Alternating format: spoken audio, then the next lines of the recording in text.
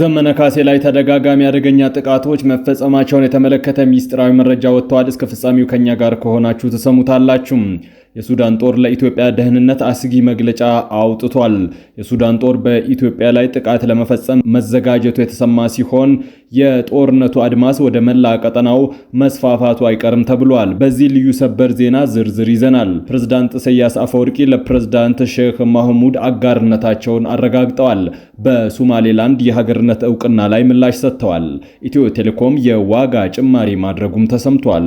ክቡራትና ክቡራን የጥበብ ሚዲያ ቤተሰቦች በዛሬው ቆይታችን እነዚህንና ሌሎችንም ሀገር አቀፍና ቀጠናዊ እንዲሁም ዓለም አቀፍ መረጃዎችን በዝርዝር ወደ እናንተ እናቀርባለን።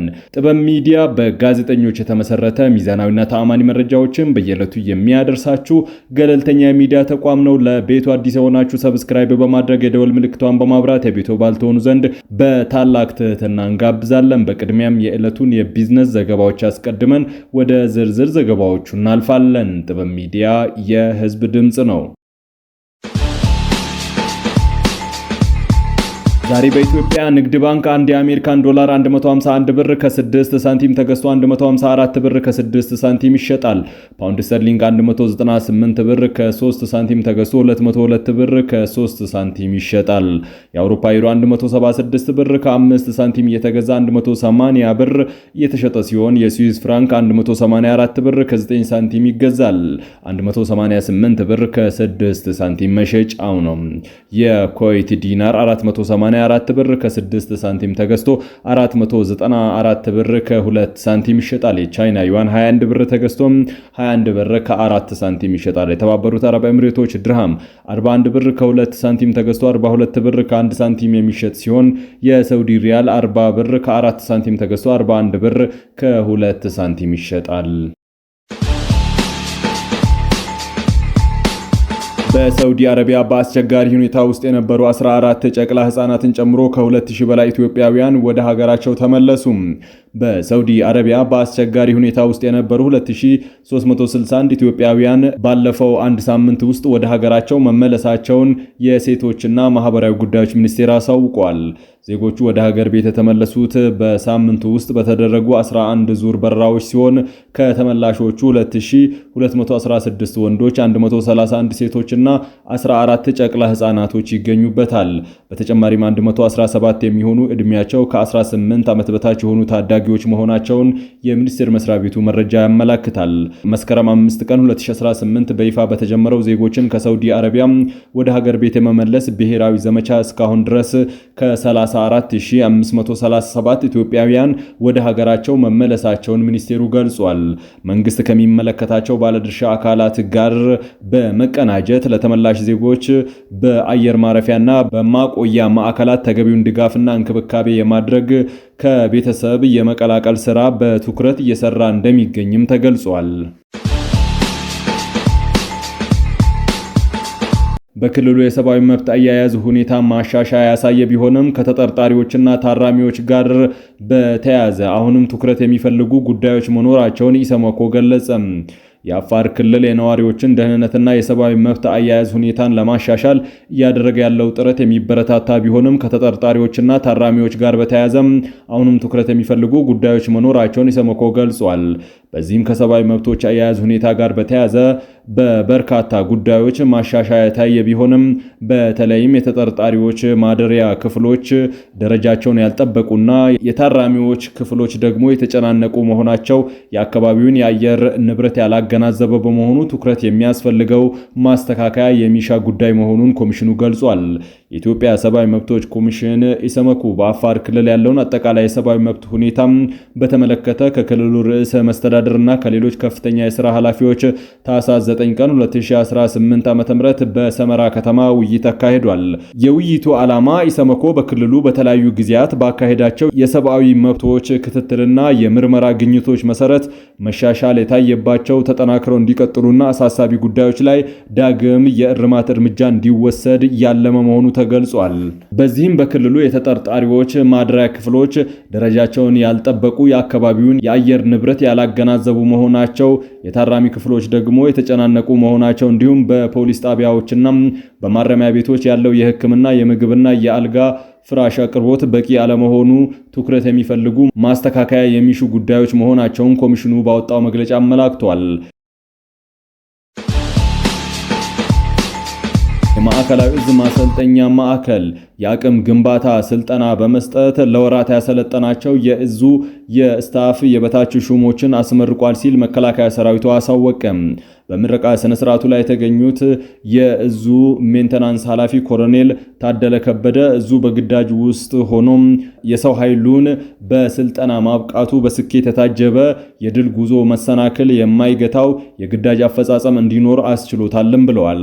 ኃላፊው እንዳሉት በተለይም መካከለኛ ደረጃ ያለውን የአመራር ማዕከል በማድረግ በዕዙ በተሰጡ ስልጠናዎች ውጊያዎችን ጀምሮ የሚጨርሱ ብቁ ስልታዊ አመራርን መገንባት መቻሉን አስታውሰው አሁን ላይ ስታፉን በስራ ዘርፉ የማብቃትና ሁለገብ ግንዛቤን ለማስያዝ በተሰራ ስራና ተልዕኮ በስኬት የሚፈጽም አሃድ በንቃት የሚያገለግል አስተማማኝ የስታፍ ኃይል ተፈጥሯልም ብለዋል። የስልጠናውን ሪፖርት ያቀረቡት የማሰልጠኛው ብቃት አዛዥ ሌተናል ኮሎኔል አሪያ ገበረ በበኩላቸው የስታፍ የበታች ሹም የቢሮ ስራውን በላቀ ብቃት የሚያከናውንበት የሙያ ክህሎት ከማሳደግ ጎን ለጎን በአካል ብቃት በስልትና በተኩስ እንዲሁም በወታደራዊ ታክቲክ ተገቢውን ዕውቀት እንዲይዝ መደረጉን ገልጸዋል። ከዕለቱ ተመራቂዎች መካከል 10 አለቃ ባንቺ አማረና ምክትል 10 አለቃ ጋሻው አዳባው በተለያዩ የስታፍ ሙያ ዘርፎች ላይ ተመድበው እንደሚያገለግሉ በመግለጽ አሁን ላይ የወሰዱት የአቅም ግንባታ ስልጠና የበለጠ የሥራ መነሳሳት በመፍጠር ሁለገብ የሆነ ተልዕኳቸውን በላቀ ብቃት ለመፈጸም እንደሚያስችላቸው ተናግረዋል ሲል የዘገበው የመከላከያ ሰራዊቱ የሚዲያ ክፍል ነው። ኢትዮ ቴሌኮም ላለፉት 6 ዓመታት ሲያከናውን የቆየውን ተከታታይ የታሪፍ ቅናሽና የመሰረተ ልማት ማስፋፊያን ተከትሎ አሁን ላይ ያለውን የማክሮ ኢኮኖሚ ሁኔታ ከግምት ውስጥ ያስገባ መጠነኛ የታሪፍ ማስተካከያ ማድረጉን አሳወቀ። ኩባንያው ማስተካከያውን ያደረገው የሥራ ማስኬጃ ወጪዎችን መጨመርን ተከትሎ የአገልግሎቱን ቀጣይነት ለማረጋገጥ መሆኑን ገልጿል። ኩባንያው ባወጣው መግለጫ እንዳመላከተው ባለፉት 6 ዓመታት የደንበኞችን የመግዛት አቅም ያገናዘቡ ቅናሾችን በማድረግ የደንበኞችን ቁጥር ከ86 ሚሊዮን በላይ ማድረስ ችሏል። በተመሳሳይ የቴሌብር ተጠቃሚዎች ቁጥር ደግሞ ከ56 ሚሊዮን ማለፉን የገለጸው ኩባንያው ይህም ለሀገሪቱ ዲጂታል ኢኮኖሚ 2025 ስትራቴጂ ስኬት ትልቅ ሚና መጫወቱን አብራርተዋል። የታሪፍ ማስተካከያ የተደረገባቸው ምክንያቶችን የገለጸው ኢትዮ ቴሌኮም እየታዩ ያሉ የማክሮ ኢኮኖሚ ሁኔታዎች እንዲሁም የካፒታል የሥራ ማስኬጃ ወጪዎች መጨመርን ዋነኛ ምክንያት መሆናቸውን ጠቁመዋል። ይህ እርምጃ ኩባንያው በመላ ሀገሪቱ የጀመረውን የዲጂታል መሰረተ ልማት ማስፋፋት በዘላቂነት ለማጠናከር ያለመ እንደሆነም ገልጿል። ይሁን እንጂ ማስተካከያው ሲደረግ የማህበረሰቡን የተለያዩ ክፍሎች ተጠቃሚነትን ከግምት ውስጥ ያስገቡ ልዩ ድጋፎች መካተታቸውን ኩባንያው አሳውቋል። ከዚህ መካከልም ደንበኞች በቴሌብር ሲገዙ የነበረው 10 በመቶ ቅናሽ ወደ 20 በመቶ ከፍ እንዲል ተደርጓል ነው የተባለው። ይሁን እንጂ በርካታ ደንበኞች የሚጠቀሙባቸው 38 የተለያዩ ጥቅሎች ላይ ምንም አይነት የዋጋ ጭማሪ እንዳልተደረገም ተገልጿል። ዝቅተኛ ገቢ ያላቸው ዜጎች የሚጠቀሙባቸው የ1 ብር፣ የ2 ብር፣ የ5 ብርና የ1 ሰዓት ጥቅሎች ባሉበት ዋጋ ቀጥሏል ሲልም ተቋሙ አሳውቋል። በኢትዮጵያ የቴሌኮም ዘርፍ ውስጥ ሁለተኛ ግዙፍ ኦፕሬተር በመሆን በከፍተኛ ፍጥነት እየተንቀሳቀሰ የሚገኘው ሳፋሪኮም ኢትዮጵያ በዳታ ኢንተርኔት ጥቅል አገልግሎት ላይ ከቀናት በፊት እስከ 82 በመቶ የሚደርስ የዋጋ ጭማሪ ማድረጉ ይታወቃል። በአማራ ክልል ባለው የጸጥታ ሁኔታ ተያያዥ ጉዳዮች ላይ ትኩረት ባደረገ አንድ ህዝባዊ ስብሰባ ላይ የተገኙት የክልሉ ምክትል ርዕሰ መስተዳድር አብዱ ሁሴን ስለ ፋኖ መሪ ዘመነ ካሴ የሰጡት አስተያየት ብዙዎችን አነጋግሯል። ከፍተኛ ባለስልጣን የሆኑት አብዱ በንግግራቸው ወቅት ግለሰቡን በቁጥጥር ስር ለማዋል ጥረት ቢደረግም እስካሁን አለመሳካቱን በይፋ ተናግረዋል። እንደ ባለስልጣኑ ገለጻ ዘመነ ካሴን መያዝ አስቸጋሪ የሆነበት ዋነኛው ምክንያት ግለሰቡ ካለው ጥንካሬ ደረጃ ሳይሆን ካለበት ከፍተኛ የፍርሃት ስሜት የተነሳ ነው። ጥላው እንኳን የማይያዝ መሆኑ ነው ሲሉ በፌዝ መልክ ገልጸውታል። አብዱ አክለውም ለዚህ ተግባራቸው ማረጋገጫ ይሆን ዘንድ በቅርቡ ወደ ዘመነ ካሴ ስልክ ደውለው እንደነበረም በስልክ ንግግር ማድረጋቸውን ጠቁመው ይሁን እንጂ ግለሰቡ አሁንም ካለበት የሽሽት መንገድ እንዳልወጣ አመላክተዋል። ምክትል ርዕሰ መስተዳደሩ በንግግራቸው ወቅት በዘመነ ካሴ የሚመራው የፋኖ ኃይል የፖለቲካ ግብና ዓላማ ላይ ጠንከር ያለ ትችት ተሰነዘሩ ሲሆን ቡድኑ 4 ኪሎ ቤተ መንግስት የመግባት አቅምም ሆነ ፍላጎት የለውም ሲሉ አጣጥለዋል። የታሪካዊ ጠላቶች ተላላኪ የመሆን ውጤት ነው በማለት የከሰሱት አብዱም ዋናው የተሸሸገው አጀንዳቸውም የጎረቤት ሀገር መሪን ኢሳያስ አፈወርቂን 4 ኪሎ ማስገባት ነው ሲሉ ከባድ ወቀሳ ሰንዝረዋል። ይህ የባለስልጣኑ ንግግር በተለይም መያዝ ያልቻልነው የሚለው የእምነት ቃል በጎረቤት ሀገር መሪ ላይ የቀረበው ክስ በማህበራዊ ሚዲያና በፖለቲካ ተንታኞች ዘንድ የተለያዩ ትርጓሜዎች እየተሰጡት ይገኛሉ። በአንድ በኩል የመንግስት የጸጥታ መዋቅር ድክመትን ያሳያል የሚሉ ወገኖች ቢኖሩም በሌላ በኩል ንግግሩ የፋኖ መሪዎችን ሞራል ለመንካት ከውጭ ኃይሎች ጋር ያላቸውን ግንኙነት ለህዝቡ ለማጋለጥ የታለመ እንደሆነ እየተናገሩ ይገኛሉ። በኢትዮጵያ በኩል አቋርጦ የሚመጣውን የአርኤስኤፍ ጥቃት ለመመከት ዝግጅት አጠናቀናል ሲል የሱዳን ጦር ኃይል አሳወቀ።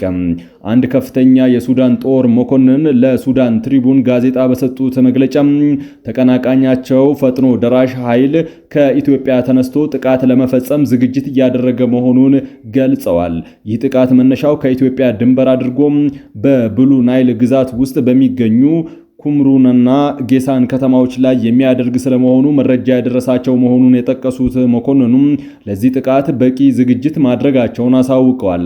እንደ ዘገባው በደቡብ ምስራቃዊ ሱዳን በሚገኘው ብሉ ናይል ግዛት ውስጥ ይንቀሳቀሱ የነበሩት የአርሲኤፍ አጋር የሆኑ ታጣቂዎች ባለፈው ሐምሌ ወር በመንግስት ከፍተኛ ጥቃት ተፈጽሞባቸው አካባቢውን ለቀው ለመሄድ ተገደው ነበር። እነዚህ ታጣቂዎች በአቅራቢያቸው ወደሚገኘው የኢትዮጵያና ሱዳን ውስጥ በመግባት ራሳቸውን ሲያደራጁ መቆየታቸውን የጦር መኮንኑ አስረድተዋል። በኢትዮጵያ ውስጥ የተደራጁት እነዚህ ታጣቂዎች በሚቀጥሉ ሳምንታት ውስጥ መልሶ የማጥቃት እርምጃ ለመውሰድ በዝግጅት ላይ እንደሚገኙ የገለጹ ሲሆን መኮንኑ ለጋዜጣው በሰጡት ማብራሪያም የአርሲኤፍ ፈጥኖ ደራሽ ኃይል በኢትዮጵያ ውስጥ ቤንሻንጉል ጉሙዝ ክልል በ4 ቦታዎች ላይ ማሰልጠኛ ካምፕ የተፈቀደላቸው መሆኑን አሳውቀዋል። ከሱዳን ብሉ ናይል ግዛት ጋር በድንበር እንደሚዋሰን የጠቀሱት መኮንኑ በተፈቀደላቸው ማሰልጠኛ ካምፕ ውስጥ የሚገኙ የአርሲኤፍ ፈጥኖ ደራሽ ኃይል የኦቢድ አቡሽ ሻታ ታጣቂዎችና የኢትዮጵያ የደቡብ ሱዳን ቅጥረኛ ወታደሮች መሆናቸውን አስረድተዋል። እነዚህ የተጠቀሱ ታጣቂዎች ከፍተኛ አመራሮች በቤንሻንጉል ጉሙዝ ክልል ዋና ከተማ አሶሳ ውስጥ እንደሚገኙ ከመረጃ ምንጮች ማረጋገጣቸውን ገልጸዋል። ኤርትራ እስራኤል ለሶማሌላንድ የሰጠችውን ዕውቅና ቀጠናዊ ዓለም አቀፋዊ አለመረጋጋት ሊቀሰቅስ እንደሚችል በማስጠንቀቅ የተባበሩት መንግስታት የጸጥታው ምክር ቤት ጉዳዩን በተመለከተ ማያሻማ ምላሽ እንዲሰጥ ጠየቀች። እሁድ ዕለት ባወጡት መግለጫ ይህ የእስራኤል እርምጃ አዲስ ሚስጥር ሳይሆን ለተወሰነ ጊዜ ሲብላላ የቆየ ሴራ መሆኑን ገልጸዋል። ድርጊቱም አደገኛ ቀጠናዊና ዓለም አቀፋዊ ቀውሶችን እንዲሁም ብጥብጥን የመፍጠር አደጋ እንዳለው ሚኒስቴሩ አስጠንቅቀዋል። መግለጫው አክሎም በመሆኑም በጉዳዩ በተባበሩት መንግስታት የጸጥታው ምክር ቤትና በአባላቱ ዘንድ የማያሻማ ምላሽ ሊሰጠው ይገባል ብለዋል። እስራኤል አርብ ዕለት ለሶማሌላንድ ዕውቅና መስጠቷን ማሳወቋን ተከትሎ ከሶማሊያና ከሌሎች ሀገራት ከአፍሪካ ህብረት ተቃውሞ ገጥሟታል። ሶማሌላንድ እንደ አውሮፓውያን የዘመን አቆጣጠር በ1991 ከሶማሊያ ተገንጥላ ራሷን የቻለች ብትሆንም በሞቃዲሾም ሆነ በዓለም አቀፉ ማህበረሰብ ዕውቅና አልተሰጣትም ነበር። ኤርትራና ሶማሊያ ለዓመታት የዘለቀውን የጥላቻ ግንኙነት በማቆም በ2018 ዲፕሎማሲያዊ ግንኙነታቸውን ካደሱ ወዲህ በጸጥታና በቀጠናዊ ትስስር ላይ በትብብር በመስራት ላይ ይገኛሉ። የተባበሩት መንግስታት ድርጅት የጸጥታው ምክር ቤት የእስራኤልን የዕውቅና ውሳኔ በተመለከተ ሰኞ ዕለት አስቸኳይ ስብሰባ ያደርጋል ተብሎ ይጠበቃል። ክቡራትና ክቡራን የጥበብ ሚዲያ ቤተሰቦች ለሰዓቱ የመራረጥናቸው ዘገባዎቻችን በዚህ አብቅተዋል። ከኛ ጋር በመሆን መረጃን ከጥበብ ስለተከታተላችሁ ከልብ እናመሰግናለን። ሚዲያችን በጋዜጠኞች የተመሰረተ ሚዛናዊና ታማኒ መረጃዎችን በየዕለቱ የሚያደርሳችሁ ገለልተኛ የሚዲያ ተቋም ነው። ለቤቱ አዲስ የሆናችሁ ሰብስክራይብ በማድረግ የደወል ምልክቷን በማብራት የቤቱ አባል ትሆኑ ዘንድ በታላቅ ትህትና ጋብዘን ተሰናበትን። ሰላም።